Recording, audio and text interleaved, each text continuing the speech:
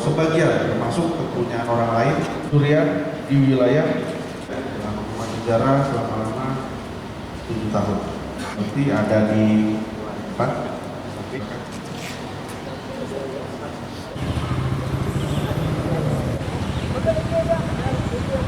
Tindak pidana menghidupkan meja tersebut langsung jadi untuk perkara curanmor ini memang setelah kita lakukan penyelidikan terhadap kedua tersangka itu kita dapat di berbagai TKP ada 3 kejadian ya 3 kejadian 3 tempat atau 3 TKP dan 3 laporan polisi. Dasar kita melakukan penangkapan dan kita lakukan penyidikan lanjut.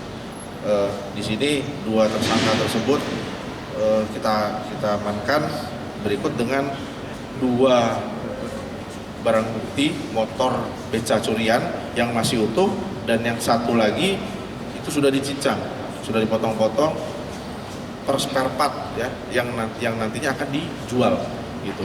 Dan memang setelah kita lakukan penyelidikan dari cincangan motor tersebut itu sudah dijual ke tukang loh atau tukang besi tua di wilayah kota Banda Aceh dengan berbagai harga yang berbeda-beda.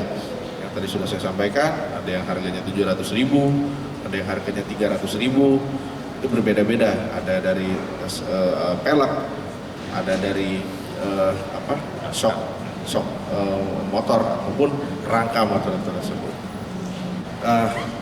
Jadi untuk kita ketahui, kita perdalam, memang di tanggal Mei itulah yang mereka berulang-ulang. Gitu. Kita mengetahui setelah tanggal 17 Mei gitu ya, ternyata kita lakukan penyelidikan ada TKP yang sebelumnya juga ternyata ya tersangka yang sama ya. Ancaman hukuman kita kenakan pasal 363 pencurian dengan hukuman penjara selama-lamanya 7 tahun.